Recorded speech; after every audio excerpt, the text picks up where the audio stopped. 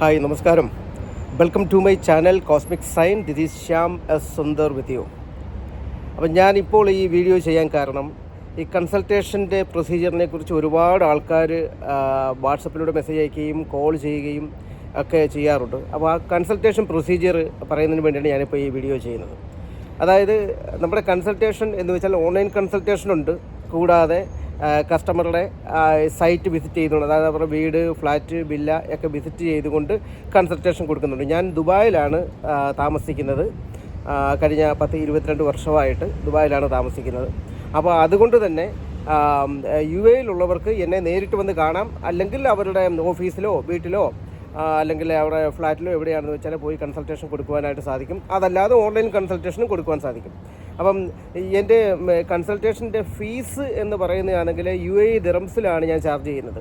അത് ഈ UAE ദിറംസിൽ charge ചെയ്യുന്ന ഈ ഫീസ് ഓൾ ഓവർ വേൾഡ് ഏത് കറൻസിയിലാണെങ്കിലും ഈ ദിറംസിന് ഈക്വലായിട്ടുള്ള എമൗണ്ട് നമ്മുടെ അക്കൗണ്ടിലേക്ക് തന്നെങ്കിൽ മാത്രമേ കൺസൾട്ടേഷൻ എടുക്കുവാനായിട്ട് പറ്റത്തുള്ളൂ. ഫോർ എക്സാമ്പിൾ, ഇപ്പം ഞാൻ UAE-യിലെ ഒരു ഓൺലൈൻ കൺസൾട്ടേഷന് ഒരു നിശ്ചിത തുക ചാർജ് ചെയ്യുന്നുണ്ട്.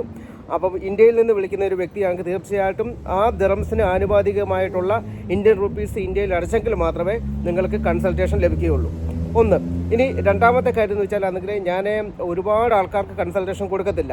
ഒരു ദിവസം മാക്സിമം 5 പേർക്ക് മാത്രമേ ഞാൻ കൺസൾട്ടേഷൻ കൊടുക്കത്തുള്ളൂ. എന്തുകൊണ്ടാണെന്ന് വെച്ചാൽ എനിക്ക് നിങ്ങൾ പറയുന്ന കാര്യങ്ങൾ വ്യക്തമായി മനസ്സിലാക്കണം.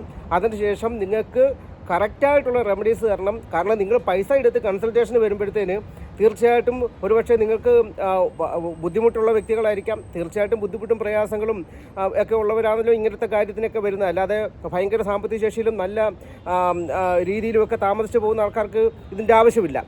എത്ര വലിയ സാമ്പത്തിക ശേഷി ഉള്ളവരാണെങ്കിലും അല്ലെങ്കിൽ എത്ര നല്ല രീതിയിൽ താമസിക്കുന്ന വ്യക്തികളാണെങ്കിലും അവർക്ക് ചില സാഹചര്യങ്ങളിൽ സാമ്പത്തികപരമായിട്ടും മറ്റുള്ള മാനസികപരമായിട്ടുള്ള ബുദ്ധിമുട്ടുകളൊക്കെ ഉണ്ടായി കഴിയുമ്പോഴാണ് അവർ ഒരു അവസാന നിമിഷം എന്ന രീതിയിലാണെങ്കിൽ തീർച്ചയായിട്ടും ഈ ഒരു രീതിയിലേക്ക് വരുന്നത്. അതായത് ഇങ്ങനത്തെ ദൈവികപരമായിട്ടുള്ള കാര്യങ്ങളിലും അസ്ട്രോളജി, ന്യൂമറോളജി, പാമിസ്ട്രി ഇങ്ങനെയുള്ള കാര്യങ്ങളൊക്കെ ചെക്ക് ചെയ്യാനൊക്കെ പോകുന്നത്.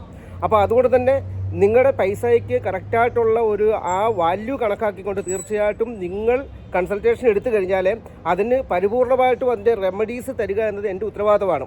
ഞാൻ അതുകൊണ്ട് തന്നെ ആണെങ്കിൽ എല്ലാ കൺസൾട്ടേഷനും കയറി എടുക്കത്തില്ല.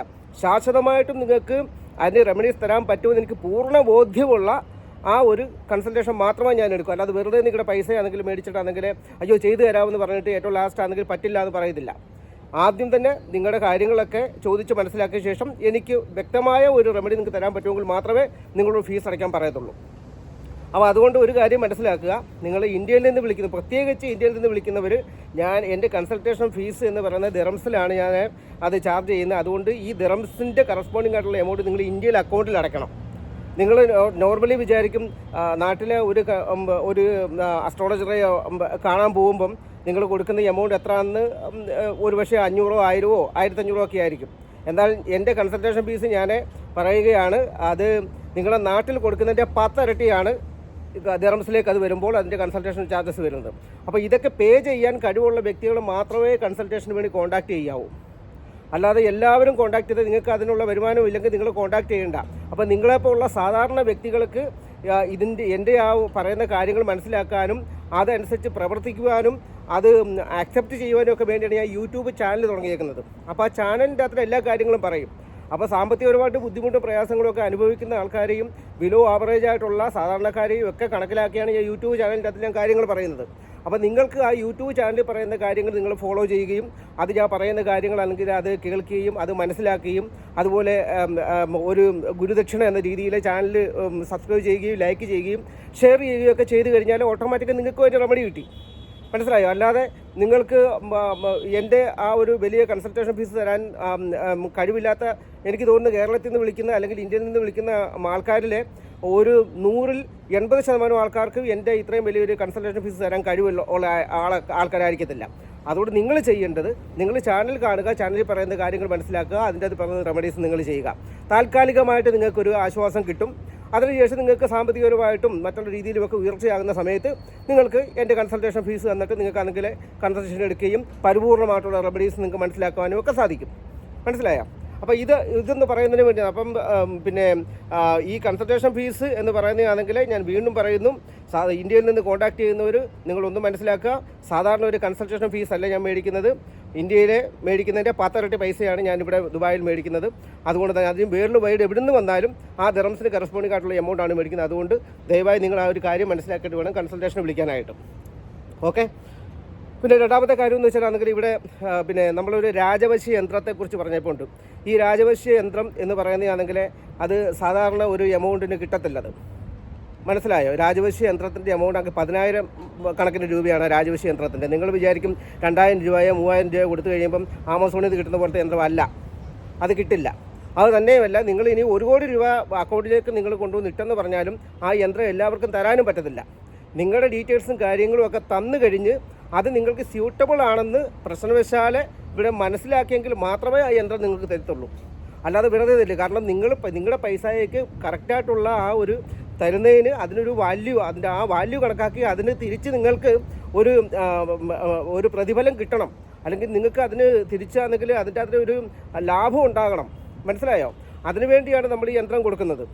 അല്ല വെറുതെ നിങ്ങളുടെ പൈസ ഞങ്ങൾക്ക് മേടിച്ചിട്ട് യന്ത്രം തന്നു കഴിഞ്ഞാൽ നിങ്ങളുടെ നാട് പ്രകാരമോ അല്ലെങ്കിൽ നിങ്ങളുടെ ആണെങ്കിൽ ബാക്കിയുള്ള ഡീറ്റെയിൽസ് വെച്ചിട്ടോ ആ യന്ത്രം നിങ്ങൾക്ക് ഫലപ്രദമല്ലെങ്കിൽ നിങ്ങൾക്കത് ഉപയോഗിക്കാൻ പറ്റില്ല. അപ്പം വെറുതെ നിങ്ങളുടെ പൈസ നഷ്ടമാകും. അപ്പോൾ അതുകൊണ്ട് ആദ്യം നിങ്ങളുടെ ഡീറ്റെയിൽസും കാര്യങ്ങളുമൊക്കെ എനിക്ക് അയച്ചു തരിക.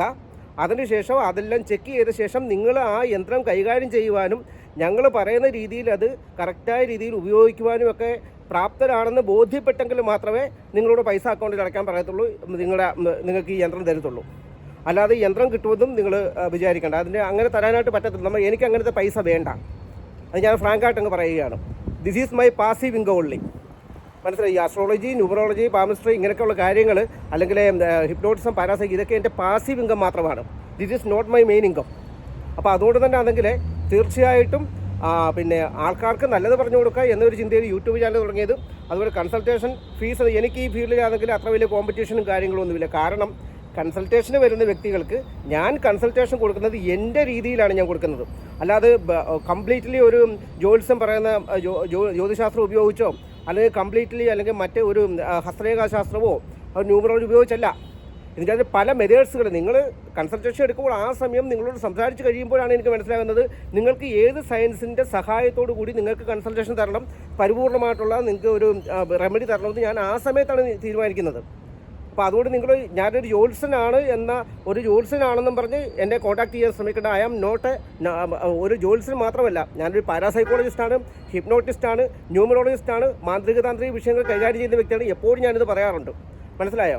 അപ്പോൾ ഒരു ജ്യോത്സ്യന് കൊടുക്കുന്ന ഫീസോ അല്ലെങ്കിൽ ജ്യോത്സ്യനെ കാണുന്ന രീതിയിലോ ദയവായിട്ട് നിങ്ങൾ എന്നെ കാണാൻ ശ്രമിക്കരുത്. ഞാൻ കംപ്ലീറ്റ്ലി ആ ഒരു മെത്തേഡ്സ് ഉപയോഗിച്ചല്ല ആൾക്കാർക്ക് ഞാൻ കൺസൾട്ടേഷൻ കൊടുക്കുന്നത്. വ്യത്യസ്തമായ രീതിയിലാണ് കൺസൾട്ടേഷൻ കൊടുക്കുന്നത്. അതുകൊണ്ട് തന്നെയാണ് ഫീസ് ഇത്ര കൂടാനും കാരണം. അപ്പോൾ ഈ ഒരു കാര്യം പറയുന്നതിന് വേണ്ടിയാണ് ഞാൻ ഇപ്പോൾ ഈ വീഡിയോ ചെയ്യുന്നത്. അപ്പം ദയവായി ആരെങ്കിലുമൊക്കെ ആണെങ്കിൽ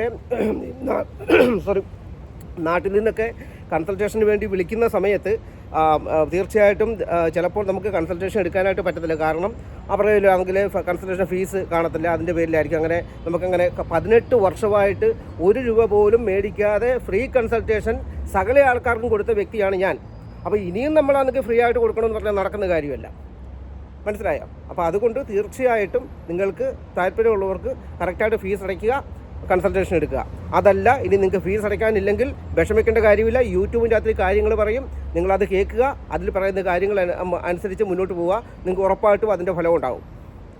മനസ്സിലായോ? അപ്പോൾ ഇതൊക്കെയാണ് എനിക്ക് ജസ്റ്റ് പറയാനുള്ളത്. രാജവശ്യ യന്ത്രത്തെക്കുറിച്ചും ഈ കൺസൾട്ടേഷൻ പ്രൊസീജിയറിനെ കുറിച്ചും ഞാൻ ഇത് 2-3 ദിവസമായിട്ട് പറയണമെന്ന് ആലോചിച്ചിരിക്കുന്നത്. അതുപോലെ തന്നെ എൻ്റെ പ്രിയ സുഹൃത്തുക്കളെ മറ്റൊരു കാര്യം, കൺസൾട്ടേഷൻ എടുത്ത ആൾക്കാർ ഒരു 10-24 ആൾക്കാർ 25 ആൾക്കാർ എപ്പോഴും പെൻഡിങ്ങിൽ കാണും. നിങ്ങൾ കണ്ടമാനം ആൾക്കാർ വിളിച്ചിട്ടാണെങ്കിൽ ഞങ്ങൾ ഫീസ് നേരത്തെ അടച്ചതാണ്, ഞങ്ങൾക്ക് കൺസൾട്ടേഷൻ കിട്ടുന്ന ഈ പരാതിയൊന്നും പറയേണ്ട ആയിട്ടുള്ള കാര്യമില്ല. നിങ്ങൾക്കറിയാം ഞാൻ ഒരു ദിവസം 5 കൺസൾട്ടേഷൻ മാത്രമേ എടുക്കത്തുള്ളൂ. അപ്പം തീർച്ചയായിട്ടും എനിക്കൊരു പരിമിതിയുണ്ട്. അപ്പോൾ അത് നിങ്ങൾ ദയവായി മനസ്സിലാക്കണം. അല്ലാതെ നിങ്ങൾ വിളിച്ചെങ്കിൽ ദേഷ്യപ്പെട്ടുകൊണ്ടോ അല്ലെങ്കിൽ ഞങ്ങൾക്ക് കൺസൾട്ടേഷൻ കിട്ടുന്നില്ല എന്ന് പറഞ്ഞുകൊണ്ട് അതിനകത്ത് യാതൊരു കാര്യമില്ല.